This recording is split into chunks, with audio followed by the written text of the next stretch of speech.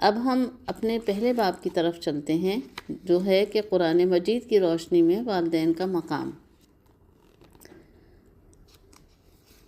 والدین کے ساتھ پسندیدہ طور پر رہ، یہ سورہ لقمان کی آیت ہے 14 اور 15۔ اور ہم نے وصیت یعنی تاکید کی انسان کو کہ اپنے والدین کے ساتھ حسن سلوک کر، اٹھائے رکھا اسے اس کی ماں نے کمزوری پر کمزوری کے باوجود، اور اس کا دودھ چھڑانا ہے 2 سال میں، اور یہ کہ تو شکر کر میرا اور اپنے والدین کا، میری ہی طرف لوٹ کر آنا ہے۔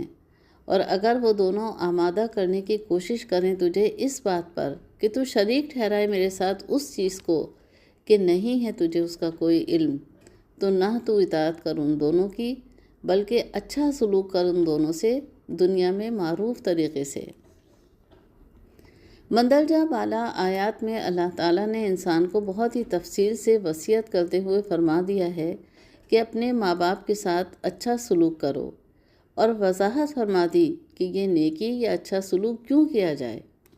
کیا وجہ ہے کہ والدین کو یہ مقام دیا گیا ہے کہ اللہ تعالیٰ بار بار کبھی حکم دیتے ہیں، کبھی وصیت فرماتے ہیں، اور کبھی نصیحت کرتے ہیں، تلقین کرتے ہیں کہ اولاد والدین کے ساتھ حسن سلوک کا معاملہ رکھے؟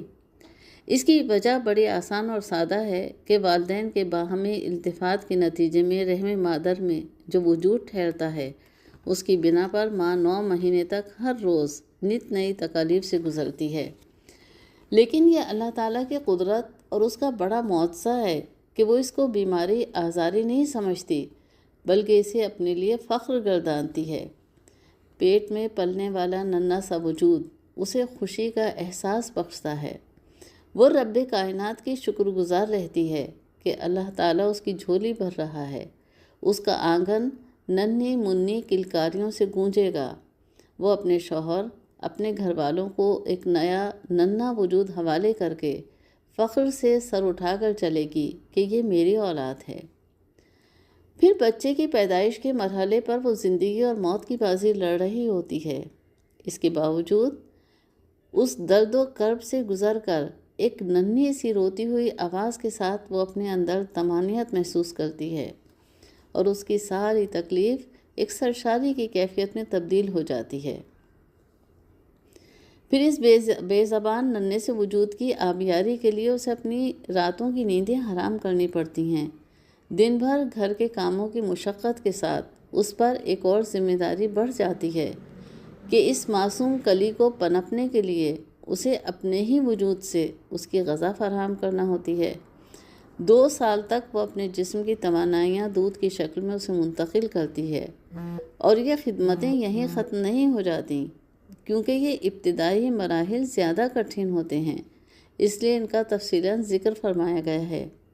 اس درمیان والد کا کردار انتہائی اہمیت کا حامل ہوتا ہے کہ اسے روزانہ وقت مقررہ پر گھر سے باہر جا کر اہل خانہ کے لیے پیسے کمانے ہوتے ہیں تاکہ گھر چل سکے، اور اس کے بیوی بچے اور اس سے وابستہ گھر کے دوسرے افراد چین و سکون سے اپنی تمام ضروریات پوری کر سکیں۔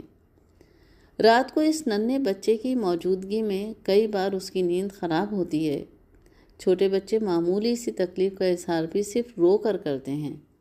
بظاہر کچھ نہ سمجھ میں آنے والی تکلیف پر راتوں کو دوڑ دوڑ کر ڈاکٹروں کے ہاں جانا اور مستقل بے آرامی برداشت کرنا ایک باپ ہی کا حوصلہ ہوتا ہے۔ اسی لیے اولاد جب بڑی ہو جاتی ہے تو اللہ تعالیٰ اسے اس کے بچپن کے لمحات یاد دلا کر حکم دیتے ہیں کہ والدین کے ساتھ حسن سلوک کرو، جیسا کہ انہوں نے تمہارے بچپن میں بڑی توجہ اور پیار سے تمہاری پرورش کی۔ اللہ تعالیٰ فرماتے ہیں تو شکر کر میرا اور اپنے والدین کا۔ اللہ تعالیٰ کا شکر ادا کرنے کے لیے ہمیں نہایت سلیقے سے ہمارے دین نے اور نبی کریم صلی اللہ علیہ وآلہ وسلم نے آداب بندگی سکھائے ہیں اور عبادت کے قرینے بتائے ہیں۔ اللہ تعالیٰ نے اس وسیع کائنات میں قدم قدم پر انسان کی راحت کے سامان پیدا کیے ہیں۔ سب سے اول یہ کہ انسان کو سنوار کر اسے خوبصورتی کے ساتھ پیدا فرمایا۔ اللہ تعالیٰ خود سورہ تغابن کی آیت نمبر 3 میں ارشاد فرماتے ہیں، اور اس نے صورتیں بنائیں تمہاری تو اچھی بنائی صورتیں تمہاری۔ یہاں بعض لوگ اس بات کو گنواتے ہیں کہ جو بچے پیدائشی معذور یا عجیب الخلقت پیدا ہوتے ہیں تو کیوں، جبکہ اللہ تعالیٰ فرماتے ہیں کہ اس نے اچھی صورتیں بنائیں، تو عرض ہے کہ یہ انسان کی اپنی کوتاہیاں اور اعمال ہیں، ورنہ اللہ تعالیٰ خود جمیل ہے اور جمال کو پسند فرماتا ہے۔ اگر ہم اس موضوع پر تفصیلی بحث کریں گے تو یہ خاصی طوالت اختیار کر جائے گا۔ بہت معمولی سی بات یہ ہے کہ جب والدین آپس میں باہمی التفات کا ارادہ کریں تو یہ دعا پڑھنی چاہیے، کیونکہ رسول اکرم صلی اللہ علیہ وآلہ وسلم نے خاص طور پر نیک اولاد کے لیے دعا کرنے کا حکم دیا ہے۔ اللہ تعالیٰ کے نام کے ساتھ، اے اللہ ہم دونوں کو بھی شیطان سے بچا، اور جو اولاد تو ہمیں عطا کرے گا اسے بھی شیطان سے بچا، تاکہ میاں بیوی کے درمیان شیطان حائل نہ ہو۔ یہاں قارئین کی معلومات میں اضافے کے خیال سے صرف یہ کہتی چلوں کہ والدین کو ممانعت کی گئی ہے ان لمحات میں بات چیت کی، ورنہ گمان غالب یہ ہوتا ہے کہ پیدا ہونے والا بچہ گونگا ہوگا، واللہ اعلم بالصواب۔ ہم اللہ کے شکر کے لیے عبادت تو کرتے ہی ہیں، لیکن دن بھر میں ہمیں اس کی ہزارہ نعمتیں حاصل ہوتی ہیں، تو ایک چھوٹا سا کلمہ ضرور ادا کر دیا کریں، الحمدللہ، سب تعریفیں اللہ ہی کے لیے ہیں۔ تو جاننے کے اس مقام پر نہیں پہنچا کہ تو ان کو کوئی وضاحت دے سکے، تو پھر میری وحدانیت پر یقین رکھتے ہوئے صرف شرک کے موضوع پر ان کی اطاعت نہ کر، ان کا حکم نہ مان۔ یہاں یہ واحد موقع ہے کہ والدین اگر اولاد کو اس جانب مائل کریں کہ وہ اللہ تعالیٰ کے ساتھ کسی اور کو بھی شریک ٹھہرائے، یعنی مشرک ہو جائے، شرک کی روش اختیار کرے، تو وہ والدین کی بات ماننے سے انکار کر دے، لیکن اس کے باوجود والدین کی دلجوئی کر، انہیں اچھے طریقے سے سمجھا، ان کی باتوں کو درگزر کر، بحث میں نہ پڑ، ان کے عزت و احترام میں کمی نہ آنے دے، اور یہاں اپنے والدین کے راستے پر چلنے کے بجائے ان لوگوں کی طرف رجوع کر، ان کے راستے کو اختیار کر جو اللہ تعالیٰ کی توحید پر ایمان رکھتے ہیں۔ میری وحدانیت ان کے ایمان کا حصہ ہے۔ وہ جو مومن ہے، جو دل میں ایمان رکھتا ہے، تو اس راستے پر چل جو میری طرف آتا ہے، کیونکہ بالآخر تمام لوگوں کو لوٹ کر میرے ہی پاس آنا ہے، اور اس وقت میں تمہیں بتاؤں گا جو تم دنیا میں عمل کرتے رہے، کیونکہ اللہ کے فرشتے جو کرامن کاتبین ہیں وہ تمہارے اعمال کو ہر پل لکھ رہے ہیں۔ ہر اچھا اور ہر برا عمل جو تم کرتے ہو اس کے رجسٹر تیار ہو رہے ہیں۔ اس کے علاوہ روز محشر اللہ تعالیٰ صرف اپنی مرضی سے کسی کو بولنے کی اجازت دیں گے تو وہ بول سکے گا، وگرنہ تمام لب خاموش رہیں گے، کوئی اپنی صفائی میں کچھ نہیں کہہ سکے گا۔ ہاں البتہ جسم کا ایک ایک عضو اللہ تعالیٰ کے حضور گواہی پیش کرے گا۔ سورہ انعام میں اللہ تعالیٰ فرماتے ہیں، کہہ دیجئے تم آؤ، میں پڑھتا ہوں کہ جو کچھ حرام کیا ہے تمہارے رب نے تم پر، اس نے تاکید کی ہے یہ کہ نہ تم شریک ٹھہراؤ اس کے ساتھ کسی چیز کو، اور والدین کے ساتھ احسان کیا کرو، اور مت تم قتل کرو اپنی اولاد کو مفلسی کے ڈر سے، ہم ہی رزق دیتے ہیں تمہیں اور انہیں بھی۔ ابن عباس رضی اللہ عنہ فرماتے ہیں، سورہ انعام میں محکم آیتیں ہیں، پھر یہی آیتیں آپ نے تلاوت فرمائیں۔ ایک مرتبہ حضور اکرم صلی اللہ علیہ وآلہ وسلم نے اپنے اصحاب سے فرمایا، تم میں سے کوئی شخص ہے جو میرے ہاتھ پر ان 3 باتوں پر بیعت کرے؟ پھر آپ صلی اللہ علیہ وآلہ وسلم نے یہی آیتیں تلاوت فرمائیں اور فرمایا، جو اسے پورا کرے گا وہ اللہ سے اجر پائے گا، اور جو ان میں سے کسی بات کو پورا نہ کرے گا تو دنیا میں ہی اسے شرعی سزا دے دی جائے گی، اور اگر سزا نہ دی گئی تو پھر اس کا معاملہ قیامت پر ہے، اگر چاہے تو اسے بخش دے، چاہے تو سزا دے۔ رسول اللہ صلی اللہ علیہ وآلہ وسلم نے فرمایا، تم لوگ میرے ہاتھ پر بیعت کرو اللہ کے ساتھ کسی کو شریک نہ کرنے کی۔ اس آیت میں اللہ تعالیٰ اپنے نبی صلی اللہ علیہ وآلہ وسلم سے فرماتا ہے کہ ان مشرکین کو جو اللہ کی اولاد کے قائل ہیں، اللہ کے رزق میں سے بعض کو اپنی طرف سے حلال اور بعض کو حرام کہتے ہیں، اللہ کے ساتھ دوسروں کو پوچھتے ہیں، کہہ دیجئے کہ سچ مچ جو چیزیں اللہ کی حرام کردہ ہیں انہیں مجھ سے سن لو، جو میں بذریعہ وحی الہی بیان کرتا ہوں، تمہاری طرح خواہش نفس، توہم پرستی اور اٹکل و گمان کی بنا پر نہیں کہتا۔ سب سے پہلی بات تو یہ ہے کہ جس کی وہ تمہیں وصیت کرتا ہے کہ اللہ کے ساتھ کسی کو شریک نہ کرنا۔ رسول اللہ صلی اللہ علیہ وآلہ وسلم فرماتے ہیں، میرے پاس جبرائیل علیہ السلام آئے اور مجھے یہ خوشخبری سنائی کہ آپ کی امت میں سے جو شخص اللہ کے ساتھ کسی کو شریک نہ کرے وہ داخل جنت ہوگا۔ تو میں ابو ذر غفاری نے کہا، گو اس نے زنا کیا ہو، گو اس نے چوری کی ہو؟ آپ صلی اللہ علیہ وآلہ وسلم نے فرمایا، ہاں، گو اس نے زنا اور چوری کی ہو۔ میں نے پھر یہی سوال کیا، مجھے پھر یہی جواب ملا۔ پھر بھی میں نے یہ بات پوچھی، آپ نے جواب دیا کہ گو شراب نوشی بھی کی ہو۔ مندرجہ بالا آیات سورہ انعام کی 151 میں توحید کا حکم دے کر پھر ماں باپ کے ساتھ احسان کرنے کا حکم ہوا۔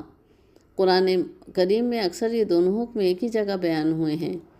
ابن مسعود رضی اللہ عنہ نے ایک مرتبہ رسول اکرم صلی اللہ علیہ وآلہ وسلم سے دریافت کیا کہ سب سے بڑا گناہ کیا ہے؟ آپ صلی اللہ علیہ وآلہ وسلم نے فرمایا، اللہ کے ساتھ شریک کرنا حالانکہ اسی اکیلے نے پیدا کیا ہے۔ پوچھا پھر کون سا گناہ ہے؟ فرمایا، اپنی اولاد کو اس خوف سے قتل کرنا کہ یہ میرے ساتھ کھائے گی۔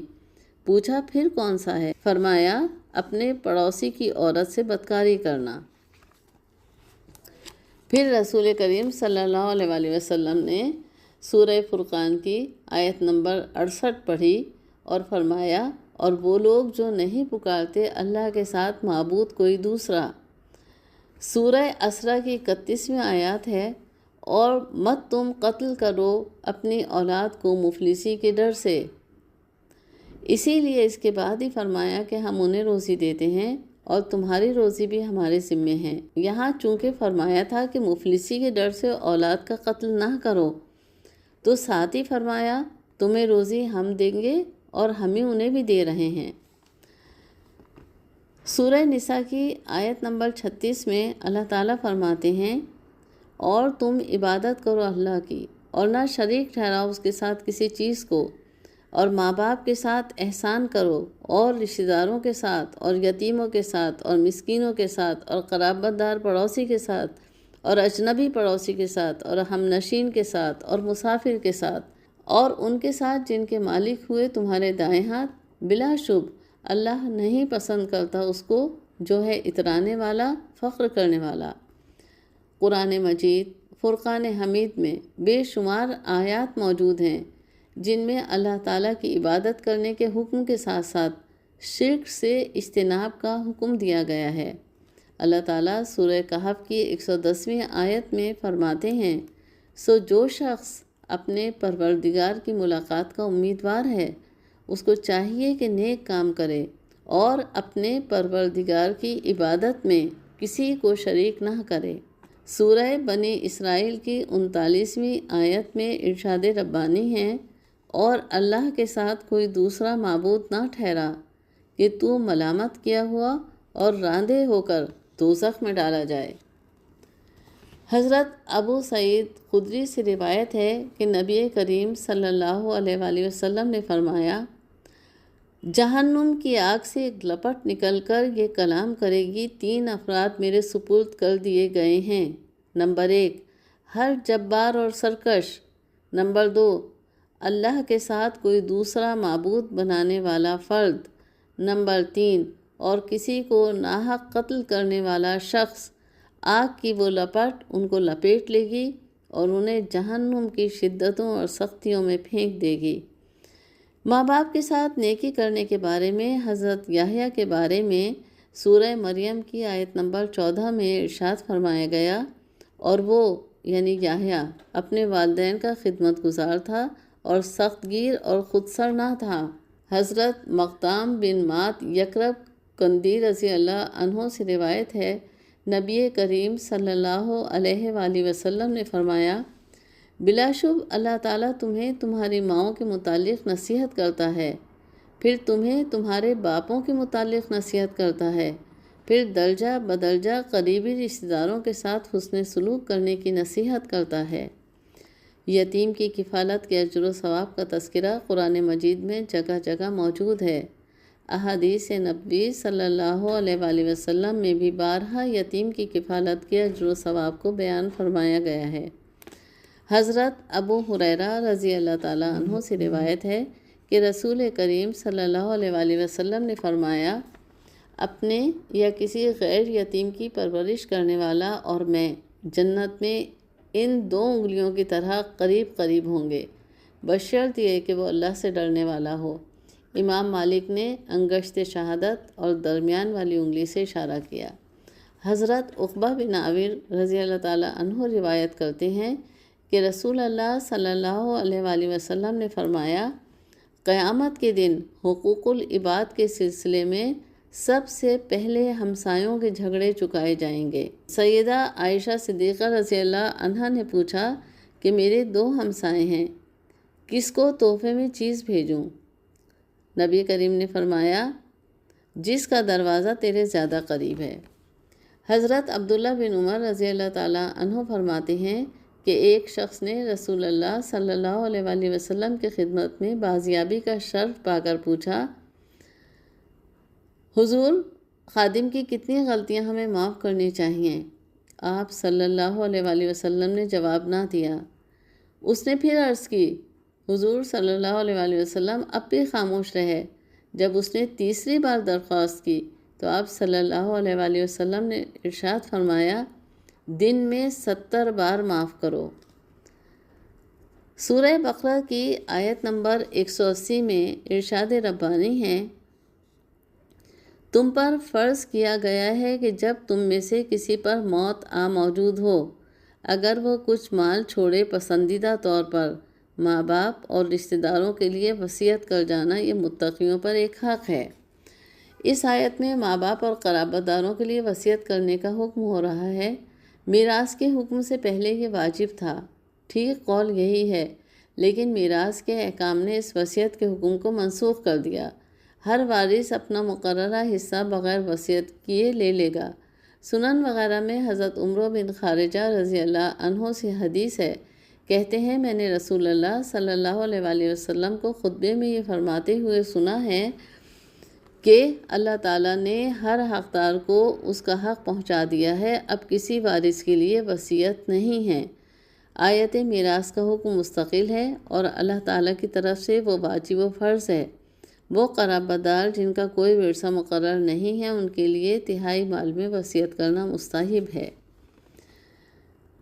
سورہ عنکبوت کی آیت نمبر 8 میں اللہ تعالیٰ ارشاد فرماتے ہیں، اور ہم نے وصیت کی انسان کو اپنے والدین کے ساتھ نیکی کرنے کی، اور اگر وہ دونوں آمادہ کرنے کی کوشش کریں تجھے کہ تو شریک ٹھہرائے میرے ساتھ اس چیز کو کہ نہیں تجھے اس کا کوئی علم، تو نہ اطاعت کر ان دونوں کی، میری طرف ہی تمہاری واپسی ہے، چنانچہ میں خبر دوں گا تمہیں اس کی جو کچھ کہ تم تھے عمل کرتے۔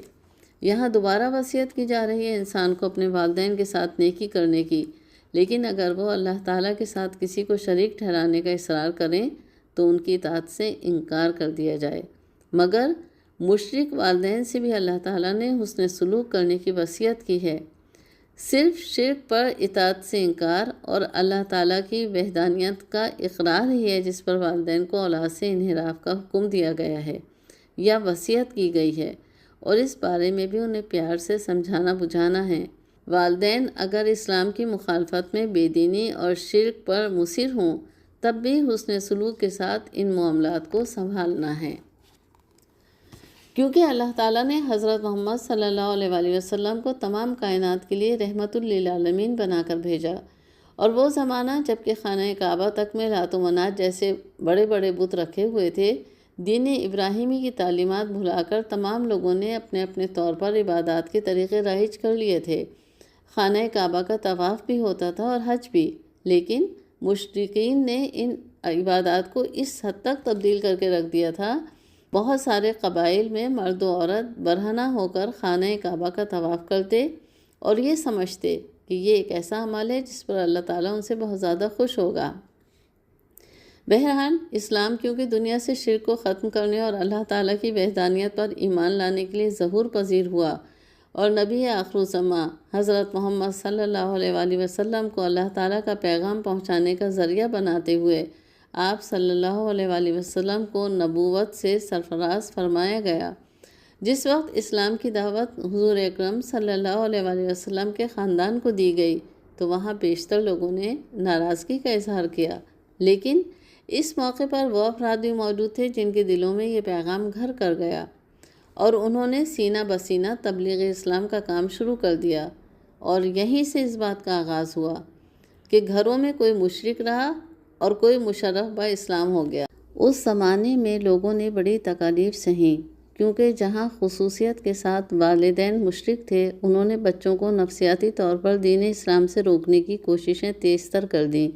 انہی میں حضرت سعد بن ابی مالک رضی اللہ عنہ کی والدہ بھی تھیں، جن کی پریشانی پر یہ آیت نازل ہوئی۔ سیدنا سعد بن مالک رضی اللہ عنہ مکہ کے رہنے والے تھے۔ یہ قریشی نوجوان اپنی والدہ کے نہایت اطاعت گزار تھے، والدہ سے بڑی محبت کرنے والے تھے۔ جب اللہ تعالیٰ نے انہیں ہدایت کا راستہ دکھایا تو اللہ کے رسول صلی اللہ علیہ وآلہ وسلم کے دست مبارک پر بیعت کر کے مسلمان ہو گئے۔ اب یہ مسلمان تھے اور ان کی والدہ کافرہ تھیں۔ جس قدر یہ عقیدہ توحید میں پختہ اور اسلامی جذبے سے سرشار تھے، اتنی ہی ان کی والدہ بتوں کی پجارن اور اللہ کے رسول محمد صلی اللہ علیہ وآلہ وسلم کی دشمن تھیں۔ ان کی والدہ کو معلوم ہوا کہ سعد نے اسلام قبول کر لیا ہے تو اپنے بیٹے سے کہنے لگیں کہ سعد، تم نے کون سا دین قبول کیا ہے؟ کیا تم نے اپنے آباء و اجداد کا دین چھوڑ دیا ہے؟ میں تمہیں حکم دیتی ہوں کہ اس نئے دین کو چھوڑو۔ پھر دھمکی دیتے ہوئے کہنے لگیں کہ اگر تم نے محمد عربی صلی اللہ علیہ وآلہ وسلم کا ساتھ نہ چھوڑا تو میں مرتے دم تک نہ کھاؤں گی نہ پانی پیوں گی۔ پھر اہل عرب تمہیں زندگی بھر طعنہ دیں گے کہ تم اپنی والدہ کے قاتل ہو۔ سیدنا سعد بن مالک رضی اللہ عنہ نے جواب دیا کہ اماں جان، کھانا پینا چھوڑنے کا کوئی فائدہ نہیں، اس لیے کہ میں اپنے اسلام کو چھوڑنے والا نہیں۔ ان کی والدہ نے کھانا پینا چھوڑ دیا، ان پر ناقاہت طاری ہو گئی۔ ایک دن اور ایک رات گزر گئی، ان کی حالت غیر ہونے لگی۔ سیدنا سعد رضی اللہ عنہ نے اپنی ماں کو اس حالت میں دیکھا تو کہا، اللہ کی قسم، اگر آپ کی 100 جانیں بھی ہوں اور یک کے بعد دیگرے ساری جانیں چلی جائیں تب بھی میں اپنے دین کو چھوڑنے والا نہیں۔ اب آپ کی مرضی ہے کہ کھائیں یا نہ کھائیں۔ ان کی اس دو ٹوک گفتگو کے بعد ان کی والدہ کو یقین ہو گیا کہ سعد اپنی بات کا پکا ہے، میری بات ماننے والا نہیں۔ تب انہوں نے کھانا پینا شروع کر دیا۔ اللہ تعالیٰ کو بھی اپنے بندے پر پیار آیا اور یہ آیت نازل ہوئی، سورہ عنکبوت آیت نمبر 8، اور اگر وہ دونوں تجھ پر اس بات کا دباؤ ڈالیں کہ تو میرے ساتھ شرک کرے جس کا تجھے علم نہ ہو تو ان کا کہنا نہ ماننا۔ اسی طرح بنی اسرائیل سے عہد کی بات ہو رہی ہے سورہ بقرہ کی آیت نمبر 83 میں، اور جب ہم نے بنی اسرائیل سے وعدہ لیا کہ تم اللہ کے سوا دوسرے کی عبادت نہ کرنا اور ماں باپ کے ساتھ بھلا سلوک کرنا، اسی طرح قرابت داروں، یتیموں اور مسکینوں کے ساتھ بھی، اور لوگوں کو اچھی باتیں کہنا۔ بنی اسرائیل کو جو احکام دیے گئے اور ان سے جن چیزوں پر عہد لیا گیا ان کا ذکر ہو رہا ہے، ان کی عہد شکنی کا ذکر ہو رہا ہے۔ انہیں حکم دیا گیا تھا کہ وہ توحید کو تسلیم کریں، اللہ تعالیٰ کے سوا کسی دوسرے کی عبادت نہ کریں۔ یہ حکم نہ صرف بنی اسرائیل کو دیا گیا بلکہ تمام مخلوقات کو یہی حکم دیا گیا۔ سورہ انبیاء میں آیت نمبر 26 میں فرمان ربی ہے، مشرک لوگ کہتے ہیں کہ رحمان نے اولاد بنا لی، اس کی ذات پاک ہے اس سے، بلکہ وہ سب اس کے باعزت بندے ہیں۔ مزید فرمایا گیا سورہ نحل کی آیت نمبر 36 میں، یعنی ہم نے ہر امت میں رسول بھیجا کہ اللہ ہی کی عبادت کرو اور اس کے سوا دوسرے معبودان باطل سے بچو۔ حقوق العباد میں سب سے بڑا حق ماں باپ کا ہے۔ اللہ تبارک و تعالیٰ نے قرآن مجید میں اپنی عبادت کی تلقین کے ساتھ ساتھ والدین کے ساتھ حسن سلوک کا حکم فرمایا۔ سورہ لقمان کی آیت نمبر 14 میں ارشاد ربانی ہے، میرا شکر کر اور اپنے ماں باپ کا بھی، تم سب کا لوٹنا میری طرف ہے۔ صلہ رحمی کا حکم، اس کا اجر اور قاطع رحم کی سزائیں قرآن مجید اور احادیث نبوی صلی اللہ علیہ وآلہ وسلم میں متعدد بار بیان فرمائی گئی ہیں۔ ایک خوبصورت معاشرے کی تشکیل کے لیے والدین کا ادب و احترام، ان سے محبت، ان کی دیکھ بھال جس قدر ضروری ہے، اسی طرح عزیز و قریب کے ساتھ حسن سلوک بھی ہمارا نہ صرف مذہبی فریضہ ہے بلکہ ایک عمدہ اور صالح معاشرے کو پروان چڑھانے کے لیے اپنے گھر اور رشتہ داروں اور آس پاس کے دیگر لوگوں سے حسن سلوک بھی ضروری ہے۔ وہ بچے جن کے والد بچپن میں فوت ہو جاتے ہیں انہیں یتیم کہا جاتا ہے۔ ایک یتیم بچے کو زندگی میں جن تکلیفوں اور رویوں کا سامنا کرنا پڑتا ہے، اس سے سبھی واقف ہیں۔ لہٰذا یتیموں کے سر پر ہاتھ رکھنا، ان کا خیال رکھنا اور ان کی ضروریات کو پورا کرنا نہ صرف رشتہ داروں بلکہ آس پاس کے لوگوں کا بھی فرض ہے۔ رسول اکرم صلی اللہ علیہ وآلہ وسلم نے فرمایا کہ اللہ رب العزت فرماتے ہیں، میں رحمان بہت رحم کرنے والا ہوں۔ میں رحم بمعنی رشتے کے لفظ کو اپنے نام سے مشتق نکالا ہے، یعنی جو اسے رشتہ داری کو جوڑے گا میں اسے اپنی رحمت سے جوڑوں گا اور جو اسے توڑے گا میں اسے توڑوں گا۔ رسول اللہ صلی اللہ علیہ وآلہ وسلم سے ایسے اعمال کا سوال ہوا جو بہشت میں داخل کر دیں اور جہنم سے دور کر دیں، تو آپ صلی اللہ علیہ وآلہ وسلم نے فرمایا، اللہ کی عبادت کر، اس کے ساتھ کسی کو شریک نہ بنا، نماز قائم کر، زکوٰۃ دے اور صلہ رحمی کر۔ اللہ تبارک و تعالی یتیموں کے بارے میں فرماتے ہیں سورہ بقرہ کی آیت نمبر 220 میں، اور تم سے یتیموں کے بارے میں دریافت کرتے ہیں، کہہ دو کہ ان کی حالت کی اصلاح بہت اچھا کام ہے اور تم ان سے مل جل کر رہنا، یعنی خرچ اکٹھا رکھنا، چاہو تو وہ تمہارے بھائی ہیں۔ مساکین کے بارے میں سورہ توبہ کی آیت نمبر 60 میں ارشاد فرمایا، خیرات تو بس فقیروں اور محتاجوں کے لیے ہے۔ سورہ زاریات کی آیت نمبر 19 میں اللہ تعالیٰ نے مزید فرمایا، اور ان کے مالوں میں سائل اور تنگ دست کا حق ہے۔ اللہ تبارک و تعالیٰ نے جہاں بنی اسرائیل کو اپنی عبادت کرنے، والدین کے ساتھ اچھا سلوک کرنے کا وعدہ لیا، وہیں یتیموں، مساکین اور سائل کے ساتھ بھی اچھا سلوک کرنے کا وعدہ لیا گیا، جس کی وضاحت کے لیے ہم نے مختصراً قرآنی آیات کے حوالے پیش کیے ہیں۔ اس کے ساتھ ہی فرمایا گیا کہ لوگوں کے ساتھ اچھی بات کہنا، یعنی عام لوگوں کے ساتھ بھی اچھا رویہ اختیار کرو، لوگوں کے ساتھ ناشائستہ رویہ اختیار نہ کرنے کا وعدہ لیا گیا، یعنی پورے معاشرے کی تطہیر کا وعدہ، تاکہ ایک دوسرے سے اچھی باتیں کہنے اور اللہ کے احکامات پر چلنے کے باعث ایک خوبصورت اور صالح معاشرے کی تشکیل عمل میں آ سکے، جہاں اللہ تعالیٰ کی عبادت کی جائے، شرک سے بچا جائے۔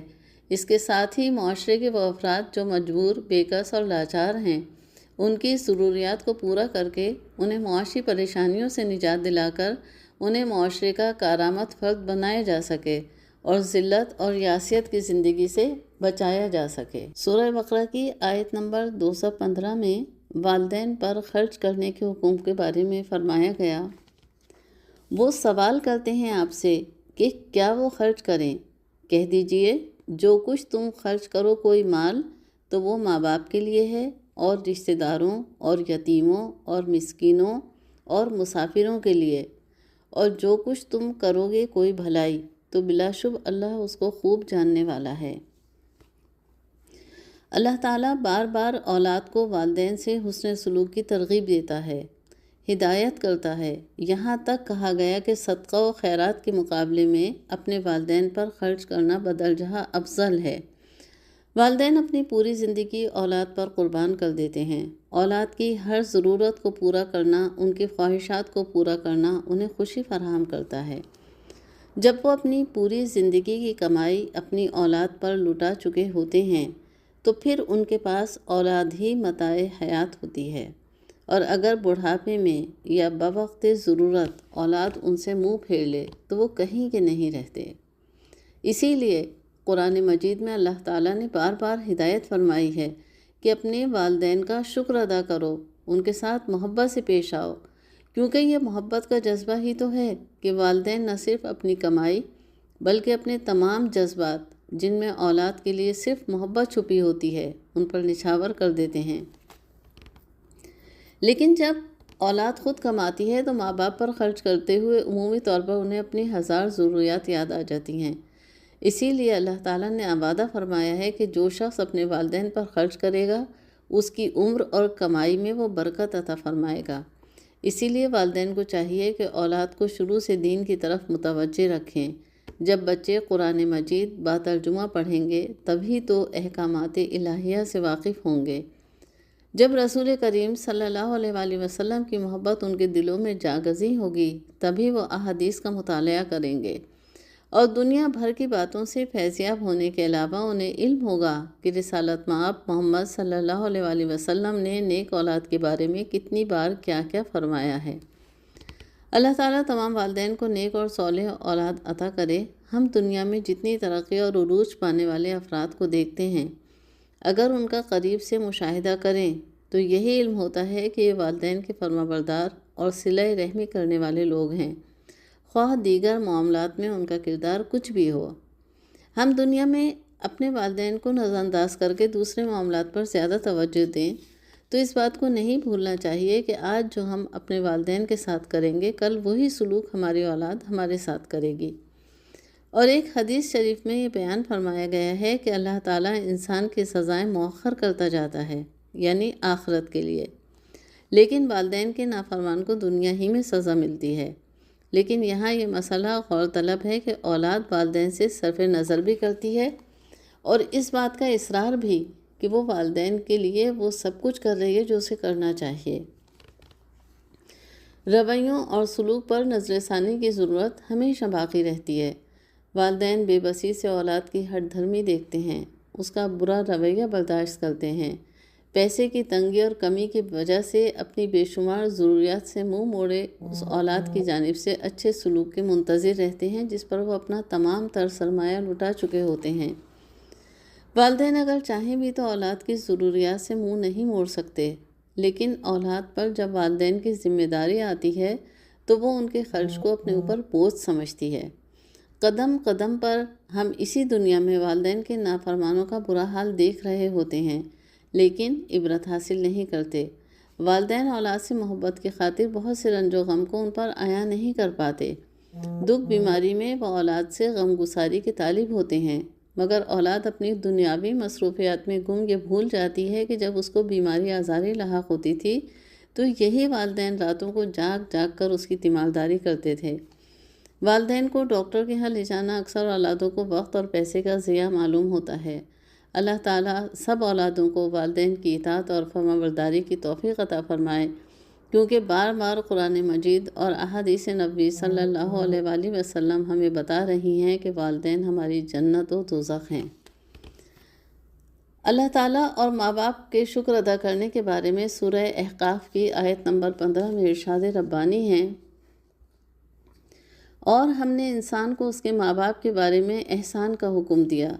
اس کی ماں نے اس کو تکلیف اٹھا کر پیٹ میں رکھا اور تکلیف ہی اٹھا کر اس کو جنا، اور اس کا پیٹ میں رکھنا اور دودھ چھڑانا 30 مہینے ہیں، یہاں تک کہ وہ اپنی جوانی کو جا پہنچا اور 40 برس کی عمر کو پہنچ گیا تو کہا، اے میرے پروردگار، مجھے توفیق دے کہ میں تیری نعمت کا جو تو نے مجھ پر اور میرے ماں باپ پر کی ہے شکر کروں، اور یہ کہ میں وہ نیک کام کروں جس سے تو راضی ہو، اور میرے لیے میری اولاد میں اصلاح پیدا کر۔ میں تیری طرف رجوع ہوا اور میں حکم ماننے والوں میں ہوں۔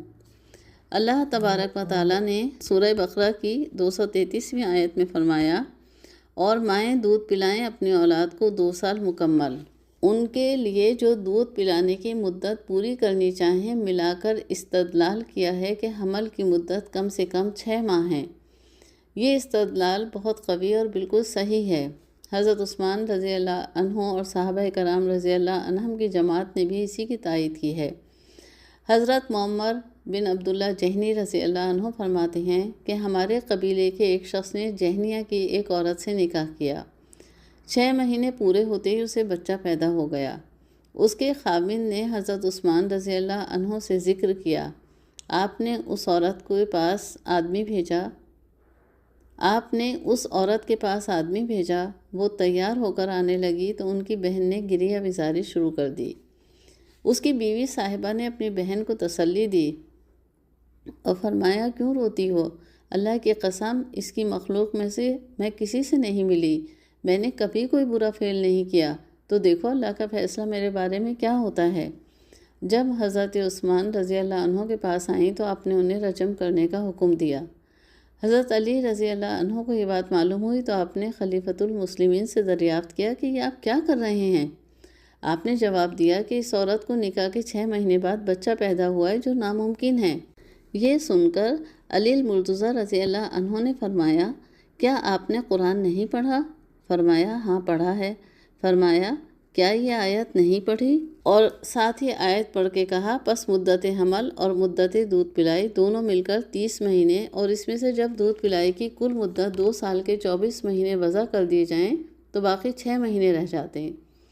تو قرآن کریم سے معلوم ہوا کہ کم از کم مدت حمل 6 ماہ ہیں، اور اس بی بی صاحبہ کو بھی اتنی ہی مدت میں بچہ ہوا، پھر اس پر زنا کا الزام کیسے قائم کر رہے ہیں؟ حضرت عثمان رضی اللہ عنہ نے فرمایا، واللہ یہ بات بہت ٹھیک ہے، افسوس میرا خیال ہے میں اس طرف نہیں گیا، جاؤ اس عورت کو لے کر آؤ۔ بس لوگوں نے اس عورت کو اس حال پر پایا کہ اس سے فراغت ہو چکی تھی، یعنی اسے مار دیا گیا تھا۔ 40 برس کی عمر میں انسان پوری طرح عقل، فہم اور بردباری اختیار کر لیتا ہے۔ کہا جاتا ہے کہ 40 سال کی عمر میں اس کی جو حالت ہوتی ہے عموماً باقی عمر پھر وہی حالت رہتی ہے۔ حضرت سروق رضی اللہ عنہ سے پوچھا گیا کہ انسان کب اپنے گناہوں پر پکڑا جاتا ہے؟ تو فرمایا جب تو 40 برس کا ہو جائے تو اپنا بچاؤ مہیا کر لے۔ سورہ بنی اسرائیل کی آیت نمبر 23 سے 28 میں ارشاد ربانی ہے، اور فیصلہ فرما دیا ہے تیرے رب نے کہ نہ عبادت کرو مگر صرف اسی کی، اور والدین کے ساتھ بھلائی کرتے رہو۔ اگر پہنچ جائے تمہارے سامنے بڑھاپے کو ان میں سے ایک یا دونوں تو نہ کہنا ان کو اف تک، اور نہ جھڑکنا انہیں، اور کہنا ان سے بات احترام کے ساتھ، اور جھکا ان کے آگے بازو عاجزی سے، شفقت کے ساتھ، اور دعا کر میرے رب رحم فرما ان پر جیسے پرورش کی انہوں نے میری بچپن میں۔ تیرا رب بخوبی واقف ہے اس سے جو تمہارے دلوں میں ہیں۔ اگر تم ہوگے نیک تو یقیناً وہ ہے رجوع کرنے والوں کو بخش دینے والا۔ اور دو رشتہ داروں کو ان کا حق، اور محتاجوں اور مسافروں کو، اور نہ مال اڑاؤ فضول خرچی سے، یقیناً فضول خرچ کرنے والے ہیں بھائی شیاطین کے، اور ہے شیطان اپنے رب کا بڑا ناشکرا۔ اور اگر تم توجہ نہ کر سکو ان مستحقین پر انتظار میں رحمت کی اپنے رب کی جس کی تمہیں امید ہے، تو کہہ دیا کرو ان سے بات نرمی کے ساتھ۔ اللہ تبارک و تعالیٰ نے فیصلہ فرما دیا ہے کہ صرف اسی کی عبادت کرو۔ بحیثیت مسلمان ہم توحید پر یقین رکھتے ہوئے کہتے ہیں لا الہ الا اللہ، اللہ کے سوا کوئی عبادت کے لائق نہیں۔ اس کائنات کے خالق اور مالک و مختار اللہ تعالیٰ ہی ہیں، وہی الہ ہیں، اور ان کے ساتھ کسی کو شریک کرنا بہت بڑا ظلم اور شرک ہے۔ یہاں اللہ تعالیٰ نے صرف اپنی عبادت کے ساتھ ایک اور فیصلہ صادر فرمایا ہے کہ والدین کے ساتھ حسن سلوک کرو، یعنی ان کی اطاعت کرو، ان سے محبت کرو، ان کی خدمت کرو، جب وہ ضعیف ہو جائیں تو پیار اور نرمی کا سلوک کرو، بغیر کہے ان کی بات سمجھو، ان کی ضروریات کا خیال رکھو، ان سے اونچی آواز میں بات نہ کرو، اور یہی نہیں ان کے لیے دعا کرو کہ اللہ ان پر رحم فرما جیسا کہ انہوں نے بچپن میں میری پرورش کی۔ یہاں اللہ تعالیٰ نے خاص طور پر اولاد کو اس کے بچپن کی یاد اس لیے دلائی ہے کہ ماں باپ بڑھاپے میں بالکل اسی طرح ہو جاتے ہیں جیسا کہ ایک بچہ۔ والدین محبت سے، الفت سے، پیار سے، انتہائی دیکھ بھال اور توجہ سے بچے کی پرورش کرتے ہیں، اسے تنہا نہیں چھوڑتے، ڈرتے ہیں کہ ممکن ہے اسے ان کی مدد کی ضرورت پڑے اور وہ اس کی آواز نہ سن پائیں، یا اکیلے میں وہ کسی چیز سے اپنے آپ کو نقصان نہ پہنچا لے۔ وہ گھٹنوں چل رہا ہوتا ہے تو اس کے پیچھے پیچھے چلتے ہیں کہ وہ کہیں اوندھے منہ گر نہ جائے۔ وہ ننھے ننھے قدم اٹھانے کی کوشش کرتا ہے تو اس کا ہاتھ پکڑ کر اپنے پاؤں پر اس کے پاؤں رکھ کر اسے چلانے کی کوشش کرتے ہیں۔ وہ بولنے کی عمر کو پہنچتا ہے تو ایک ایک لفظ کو 10 دفعہ دہراتے ہیں تاکہ اس کے دماغ میں لفظ اچھی طرح بیٹھ جائے۔ پھر وہ عمر آتی ہے کہ وہ چیزوں کے بارے میں سوال شروع کرتا ہے، بار بار وہ ایک ہی چیز کے بارے میں سوال کرتا ہے۔ والدین بار بار بتاتے ہیں، پیار سے، دلار سے، نہ وہ اکتاتے ہیں نہ جھڑکتے ہیں، اسے کھانا کھانا سکھاتے ہیں، اپنے ہاتھوں سے چھوٹے چھوٹے نوالے اس کے منہ میں ڈالتے ہیں، ایک ایک گھونٹ پانی پینا سکھاتے ہیں، ہر اچھی بری چیز پر ٹوکتے ہیں، یہ بتاتے ہیں کہ کس چیز سے نقصان پہنچ سکتا ہے اس سے دور رہو۔ بچوں کے دل میں احساسات پیدا کرواتے ہیں، لوگوں سے ملنا، محبت کرنا سکھاتے ہیں، ایثار و قربانی کرنا سکھاتے ہیں، خدمت کے معنی عملی طور پر اپنے بڑوں کی خدمت کر کے سکھاتے ہیں۔ غرض جذبوں کی حرارت بچوں کے دل میں والدین ہی ڈالتے ہیں۔ بچے کو گھر میں پڑھنا لکھنا سکھاتے ہیں، اسکول جانے سے قبل ہی گھر میں اس کی تربیت شروع ہو جاتی ہے، اسے صاف ستھرا رہنا سکھایا جاتا ہے، پینسل، کتاب، کاپیاں، غرض ہر چیز سلیقے سے رکھنے کا ہنر سکھایا جاتا ہے۔ اور یہ کوئی ایک دو دن کی بات نہیں، کئی برس والدین ایک بچے پر لگاتے ہیں، تب وہ پرائمری کے بعد سیکنڈری اسکول میں جا کر اس قابل ہو پاتا ہے کہ اپنی تھوڑی بہت دیکھ بھال کر سکے۔ بچے جوں جوں بڑے ہوتے جاتے ہیں، والدین کی عمروں میں اضافہ ہوتا جاتا ہے، اور ایک وقت وہ آتا ہے جب وہ اپنے بچوں کے اسی طرح محتاج ہو جاتے ہیں جیسے بچے بچپن میں ان کے محتاج تھے، لیکن ماں باپ اسے ان کی محتاجی نہیں سمجھتے تھے۔ وہ لگن سے، شوق سے اور پیار سے ان کی تربیت کی ذمہ داریاں سنبھالتے تھے، انہیں بوجھ نہیں، اللہ تبارک و تعالیٰ کا انعام سمجھتے تھے، اور انہیں محبت کا احساس دلاتے تھے جو انہیں بچے سے تھی۔ اسے گلے لگاتے، اسے پیار کرتے اور ہر قدم پر اس کی رہنمائی کرتے۔ اسی لیے اللہ تعالیٰ نے مندرجہ بالا آیات میں اولاد کو دعا کے وقت یاد دہانی کے لیے الفاظ دیے ہیں کہ جس وقت اولاد یہ دعا کرے کہ اے اللہ میرے والدین پر رحم فرما جیسا کہ انہوں نے بچپن میں میری پرورش کی، اس وقت اولاد کی آنکھوں کے سامنے وہ وقت آ کے ضرور کھڑا ہوگا اور اسے اپنے والدین کی شفقتیں، محبتیں، عنایتیں اور پیار و دلار یاد آئے گا، اور وہ پھر جی جان سے والدین کی جانب متوجہ ہوگا اور یہ سوچے گا کہ کل مجھے والدین کی ضرورت تھی اور آج انہیں میری ضرورت ہے۔ اب مجھے اسی نرمی اور پیار سے ان کی دیکھ بھال کرنی ہے، قدم قدم پر ان کا خیال رکھنا ہے، ان کے کھانے پینے کا، آرام کا، ان کی ضروریات کا دھیان محبت سے رکھنا ہے۔ انہیں ہرگز بوجھ تصور نہیں کرنا ہے، کیونکہ انہوں نے خلوص، بے غرضی اور شدید محبت دے کر مجھے بڑا کیا ہے۔ اور جب ہم بحیثیت مسلمان توحید پر یقین رکھتے ہیں اور اللہ تبارک و تعالیٰ کے اس فیصلے کو مانتے ہیں کہ وہی عبادت کے لائق ہے، تو پھر ساتھ ہی اللہ تعالیٰ نے یہ فیصلہ بھی کر دیا کہ والدین کے ساتھ حسن سلوک کرو، تو پھر اس سے روح گردانے کی گنجائش کہاں باقی رہ جاتی ہے۔ سورہ مریم کی آیت نمبر 42 سے 47 میں مشرک والدین کے ساتھ سورہ مریم کی آیت 42 سے 47 کے درمیان فرمایا گیا کہ مشرک والدین کے لیے استغفار نہ کرو۔ جب انہوں نے اپنے باپ سے کہا اے میرے باپ، کیوں ان کی پرستش کرتا ہے جو نہ سنتے اور دیکھتے ہیں اور نہ تیرے کچھ کام آ سکتے ہیں؟ اے میرے باپ، مجھ کو ایسا علم حاصل ہوا ہے جو تجھ کو حاصل نہیں ہوا، تو میرے پیچھے ہو لے، میں تجھ کو سیدھا راستہ دکھا دوں گا۔ اے میرے باپ، شیطان کو نہ پوج، کیونکہ شیطان رحمان سے باغی ہے۔ اے میرے باپ، مجھ کو اس بات سے ڈر لگتا ہے کہ رحمان کی طرف سے تجھ کو کوئی عذاب آ چمٹے اور تو شیطان کا ساتھی بنے۔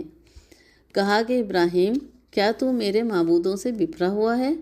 اگر تو باز نہیں آئے گا تو میں تجھ کو ضرور سنگسار کر دوں گا، اور اپنی خیر چاہتا ہے تو مجھ سے دور ہو جا۔ کہا تجھ پر سلام ہے، میں اپنے پروردگار سے تیری مغفرت کی دعا کروں گا، وہ مجھ پر حد درجے مہربان ہیں۔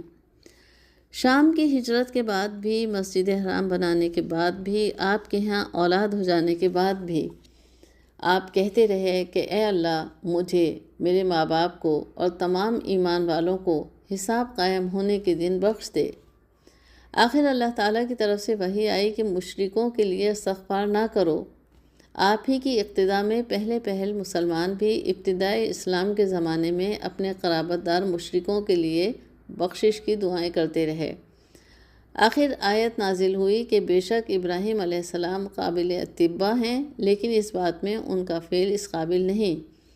سورہ توبہ کی آیت 113 اور 114 میں فرمایا گیا، نبی کو اور ایمانداروں کو مشرکوں کے لیے استغفار نہ کرنا چاہیے، اور فرمایا کہ ابراہیم علیہ السلام کا یہ استغفار صرف اس بنا پر تھا کہ آپ اپنے والد سے اس کا وعدہ کر چکے تھے، لیکن جب آپ پر واضح ہو گیا کہ وہ اللہ کا دشمن ہے تو آپ اس سے بری ہو گئے۔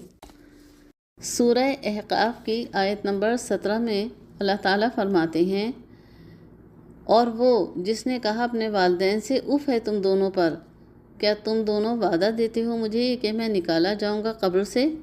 حالانکہ تحقیق گزر چکی ہیں بہت سی امتیں مجھ سے پہلے، جبکہ وہ دونوں فریاد کرتے رہے اللہ سے، تو ہلاک ہو جائے گا، ایمان لیا، بے شک اللہ کا وعدہ سچا ہے۔ پھر وہ کہتا ہے، نہیں ہیں یہ مگر قصے کہانیاں پہلے لوگوں کی۔ تفسیر ابن کثیر میں درج ہے کہ ابن ابی حاتم میں ہے کہ مروان نے اپنے خطبے میں کہا کہ اللہ تعالیٰ نے امیر المومنین کو یزید کے بارے میں ایک اچھی رائے سجھائی ہے، اگر وہ انہیں اپنے بعد بطور خلیفہ کے نامزد کر جائیں، کیونکہ حضرت ابو بکر رضی اللہ عنہ اور حضرت عمر رضی اللہ عنہ نے بھی تو اپنے بعد خلیفہ مقرر کیا ہے۔ اس پر حضرت عبد الرحمن بن ابو بکر رضی اللہ عنہ بول اٹھے کہ کیا ہرقل کے دستور پر اور نصرانیوں کے قانون پر عمل کرنا چاہتے ہیں؟ قسم ہے اللہ کی، نہ تو خلیفہ اول نے اپنی اولاد میں سے کسی کو خلافت کے لیے منتخب کیا، نہ اپنے کنبے قبیلے والوں میں سے کسی کو نامزد کیا، اور معاویہ رضی اللہ عنہ نے جو اسے کیا وہ صرف بیٹے کی عزت افزائی اور اپنے بچوں پر رحم کھا کر کیا۔ یہ سن کر مروان کہنے لگا، کیا تو وہی نہیں ہے جس نے اپنے والدین کو اف کہا تھا؟ تو عبد الرحمن رضی اللہ عنہ نے فرمایا، کیا تو ایک ملعون شخص کی اولاد میں سے نہیں؟ تیرے باپ پر رسول اللہ صلی اللہ علیہ وآلہ وسلم نے لعنت کی تھی۔ حضرت عائشہ صدیقہ رضی اللہ عنہا نے یہ سن کر مروان سے کہا، تو نے حضرت عبد الرحمن سے جو کہا وہ بالکل جھوٹ ہے، وہ آیت ان کے بارے میں نہیں بلکہ فلاں بن فلاں کے بارے میں نازل ہوئی ہے۔ پھر مروان جلدی سے منبر سے اتر کر آپ کے حجرے کے دروازے کے قریب آیا اور کچھ باتیں کر کے لوٹ گیا۔ بخاری میں یہ حدیث دوسری سند سے اور الفاظ کے ساتھ ہے۔ اس میں یہ بھی ہے کہ حضرت معاویہ بن ابی سفیان رضی اللہ عنہ کی طرف سے مروان حجاز کا امیر بنایا گیا تھا۔ اس میں یہ بھی ہے کہ مروان نے حضرت عبد الرحمن کو گرفتار کر لینے کا حکم اپنے سپاہیوں کو دیا، لیکن یہ دوڑ کر اپنی ہمشیرہ صاحبہ حضرت عائشہ رضی اللہ عنہا کے حجرے میں چلے گئے، اس وجہ سے انہیں کوئی پکڑ نہ سکا۔ اور اس میں یہ بھی ہے کہ حضرت صدیقہ کبریٰ نے پردے میں سے ہی فرمایا کہ ہمارے بارے میں بجز میری پاک دامنی کی آیتوں کے اور کوئی آیت نہیں اتری۔